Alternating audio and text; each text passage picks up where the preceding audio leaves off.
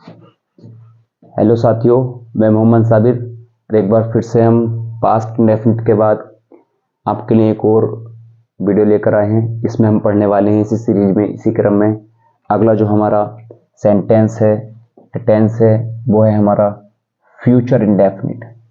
Future future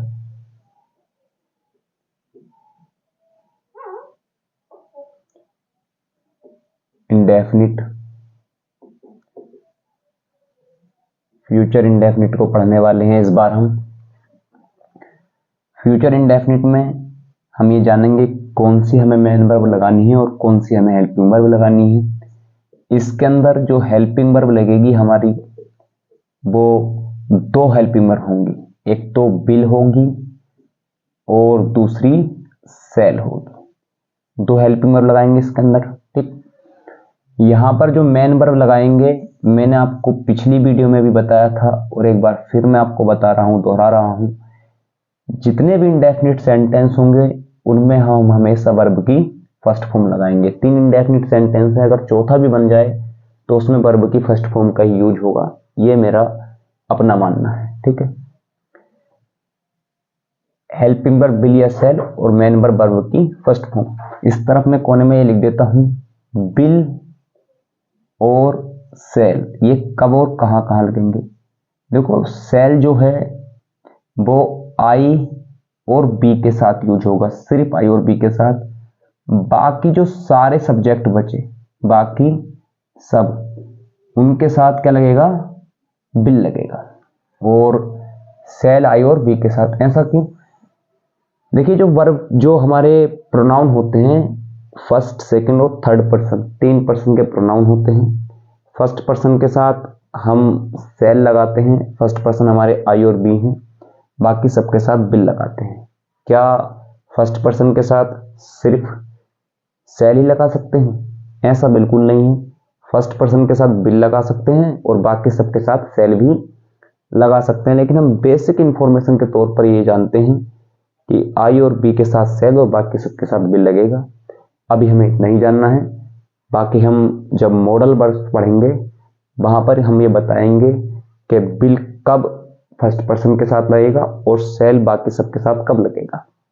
फिलहाल हमें इसी स्ट्रक्चर पर बात करनी है, ठीक है। पहचान, पहचान, ठीक है। पहचान वही है। देखिए, इंडेफिनिट की पहचान में ज्यादा उलझना जरूरी नहीं है, ठीक है। उलझोगे तो वही फंसने वाली बात होगी। ज्ञान तो है ही है, लेकिन फंसना बहुत ज्यादा है। इंडेफिनिट की पहचान को, कोई सी भी इंडेफिनिट हो, तीनों ही इंडेफिनिट की पहचान को मैं सिंपल बता देता हूं, आपको सिंपल कर देता हूं। देखिए, कंटिन्यूअस की पहचान को याद करो, परफेक्ट की पहचान को याद करो और तीसरा परफेक्ट कॉन्टिन्यूअस की पहचान याद करो। चौथा बचा इंडेफिनिट। जो इन तीनों का नहीं है वो इंडेफिनिट का है, बस ये समझ लो।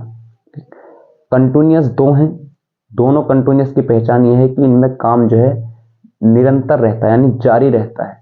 जब काम जारी है तो वो कॉन्टिन्यूअस है। 3 और 3 6 कॉन्टिन्यूअस समाप्त। अब आती है परफेक्ट और इंडेफिनिट की। अगर काम बीत चुका है तो वो हमारा परफेक्ट है, बचा इंडेफिनिट। अगर इन तीनों में से कोई नहीं है तो वो इंडेफिनिट है। तो मैं यही बताना चाहूंगा बस। फ्यूचर की पहचान, इसमें जो है गा होगा, गी, गा गी गे, इस तरीके की बातें होंगी। गा, गी और गे, ये होगा बस, और कुछ नहीं होगा। इसकी पहचान ही नहीं है कोई।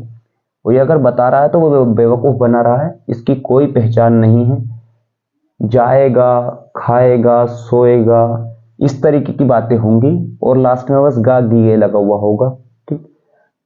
फ्यूचर इंडेफिनिट की पहचान ये है, अगर फ्यूचर कॉन्टिन्यूअस नहीं है, फ्यूचर परफेक्ट नहीं है और फ्यूचर परफेक्ट कॉन्टिन्यूअस नहीं है तो फ्यूचर इंडेफिनिट है।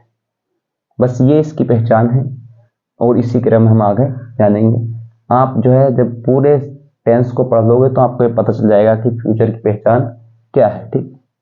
ये हमारी पहचान है, ठीक। भविष्य का कोई समय दिया हो, और में इसकी पहचान ये है कि भविष्य का कोई समय दिया हो,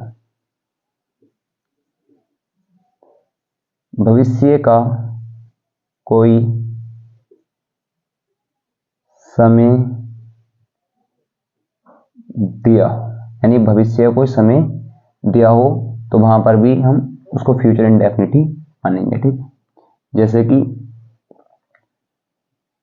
वह कल दिल्ली जाएगा, तो कल मतलब आने वाला समय, और कल ये बता रहा, कल तो दो होते, बीता हुआ और आने वाला, गा ये बता रहा है कि आने वाला कल है। ठीक, हमने फिर वही वाली बात है, इसके 4 स्ट्रक्चर होते हैं, अफर्मेटिव, निगेटिव, फर्स्ट टाइप और सेकंड टाइप। ये 4 हमारे मोड होते हैं। इन चारों ही मोडों को हम लिखेंगे और फिर सेंटेंस बनाएंगे। अफर्मेटिव में जो 2 एक्सेप्शन थे, हमारा जो स्टैंडर्ड मोड है, subject, helping verb, main verb और ऑब्जेक्ट वाला, उसके 2 जो हमारे एक्सेप्शन थे, प्रेजेंट इंडेफिनिट का अफर्मेटिव और पास्ट इंडेफिनिट का अफर्मेटिव, वो समाप्त हो गए हैं। अब सब जगह पहले सब्जेक्ट और फिर हेल्पिंग वर्ब, फिर मेन वर्ब, फिर ऑब्जेक्ट आएगा अफर्मेटिव में। ठीक है, तो अफर्मेटिव में सब्जेक्ट, सब्जेक्ट के बाद हेल्पिंग वर्ब। हम फ्यूचर इंडेफिनिट पढ़ रहे हैं, इसलिए हमारी हेल्पिंग वर्ब विल और शैल है। उसके बाद में हमारा वर्ब है, इंडेफिनिट है तो वर्ब की फर्स्ट फॉर्म, फ्यूचर है इसलिए विल या शैल, और इंडेफिनिट है तो वर्ब की फर्स्ट फॉर्म, फिर आएगा हमारा ऑब्जेक्ट, फुल स्टॉप। सेकंड जो हमारा निगेटिव है, उसमें सब्जेक्ट आएगा, फिर हमारी हेल्पिंग वर्ब आएगी, फ्यूचर इंडेफिनिट है इसीलिए शैल और विल लगा रहे हैं। निगेटिव में हेल्पिंग वर्ब के बाद में नोट लगाते हैं। फिर मेन वर्ब क्या लगानी है, मेन वर्ब लगेगी हमारी इंडेफिनिट वाली। इंडेफिनिट में कौन सी मेन वर्ब लगाते हैं, वर्ब की फर्स्ट फॉर्म, फिर object, full stop. First time में सबसे पहले हेल्पिंग वर्ब लगाएंगे, विल या शैल। विल या शैल क्यों लगा रहे हैं, क्योंकि हम फ्यूचर इंडेफिनिट पढ़ रहे हैं ना, इसीलिए विल और शैल लगा रहे हैं। उसके बाद में सब्जेक्ट आएगा, फिर आएगा हमारा वर्ब, वर्ब कौन सी, फर्स्ट फॉर्म इंडेफिनिट की वजह से, फिर ऑब्जेक्ट और क्वेश्चन मार्क। सेकेंड टाइम में सबसे शुरू में क्वेश्चन वर्ड, फिर हमारी हेल्पिंग वर्ब विल और शैल, उसके बाद में सब्जेक्ट आएगा, फिर हमारा जो है वर्ब आएगा, वर्ब की फर्स्ट फॉर्म इंडेफिनिट की वजह से, फिर ऑब्जेक्ट और उसके बाद में क्वेश्चन मार्क। फिर वही वाली बात, जो हमारे इंट्रोगेटिव वाक्य हैं सेकंड टाइप और फर्स्ट टाइप, इसमें अगर निगेटिव वाक्य होगा तो सब्जेक्ट के तुरंत बाद में नोट लगा लेंगे। और अभी इनकी हिंदी से इंग्लिश बनाते हैं। देखो 1-2 सेंटेंस लिखने के बाद एग्जाम्पल पहला लेते हैं, वह खाना खाएगा, वह खाना खाएगा। देखो इसके बाद में गा गी गे लगा हुआ, बस और कुछ ही नहीं लगा हुआ, क्या कर सकते हैं अब हम। लेकिन हमें ये पता है फ्यूचर इंडेफिनिट है, क्यों, क्योंकि ये रहा होगा, रही होगी, रहे होंगे नहीं, यानी कॉन्टिन्यूअस नहीं बचा, दोनों परफेक्ट बचा, फ्यूचर परफेक्ट। अब तो फ्यूचर परफेक्ट कब होता है, जब फ्यूचर में काम समाप्त होगा। ठीक है, जैसे कि वह खाना खा चुकेगा, अगर फ्यूचर परफेक्ट होता था चुका होगा, चुकी होगी, चुके होंगे, पहले ही खा लिया होगा, इस तरीके की बातें होती। अब तीनों तो रहे नहीं और फ्यूचर में होते 4 ही भाग हैं, तो ये बचा कौन सा, फ्यूचर इंडेफिनिट। बस ऐसे पहचान को याद करना है। ठीक है, सब्जेक्ट वह के लिए ही, और ये फर्स्ट पर्सन का प्रोनाउन नहीं है, इसीलिए इसके साथ क्या लगाएंगे, बिल लगाएंगे, ही बिल। और खाना खाने की स्पेलिंग होती है ईट, वर्ब की फर्स्ट फॉर्म, और ऑब्जेक्ट क्या है, food, he will eat food, वह खाना खाएगा। सेकंड सेंटेंस बनाते हैं, वह स्कूल जाएगा, वह स्कूल जाएगा। अब ये क्या है, ये कौन सा भाग है फ्यूचर का, गाय तो ये बता रहा है फ्यूचर है, लेकिन कौन सा भाग है।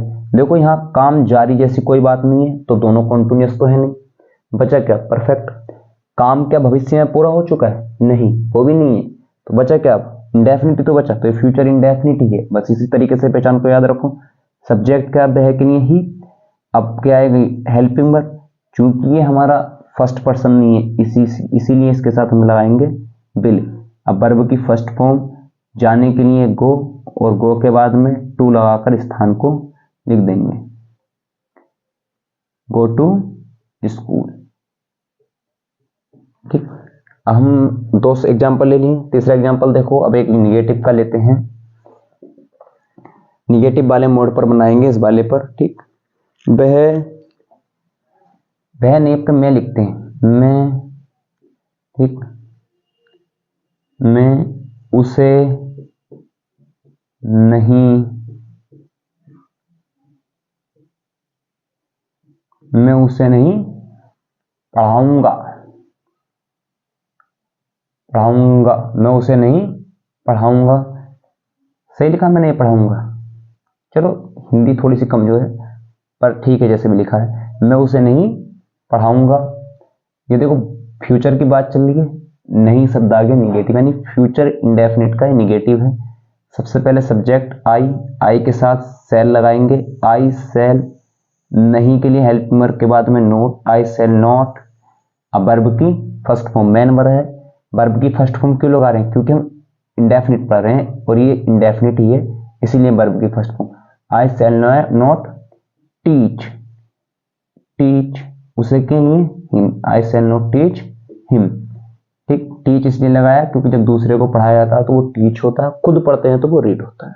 कहीं संस्था में या स्कूल में पढ़ोगे तो वो स्टडी है।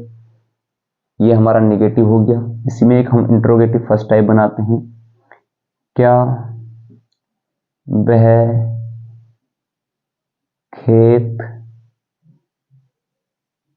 जोतेगी, क्या वह खेत जोतेगी, कोई महिला है, स्त्री है, वो खेत जोतेगी।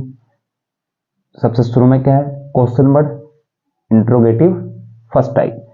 इंट्रोगेटिव फर्स्ट टाइप में हेल्पिंग वर्ब से शुरुआत, महिला यानी कि सी के लिए हेल्पिंग वर्ब विल आ गई। फ्यूचर इंडेफिनिट, सेल और विल में से वह के लिए महिला है, सी के लिए विल, फर्स्ट टाइप। उसके बाद में क्या आएगा, विल और सेल के बाद में सब्जेक्ट क्या है, सी। अब आएगी वर्ब की फर्स्ट फॉर्म, काम क्या हो रहा है, जोतने का, plough, object the field, plough the field, क्या वह खेत जोतेगी। सारे सेंटेंस मोड के आधार पर आप बना सकते हैं। एक आखिरी सेंटेंस लेते हैं, तुम उसे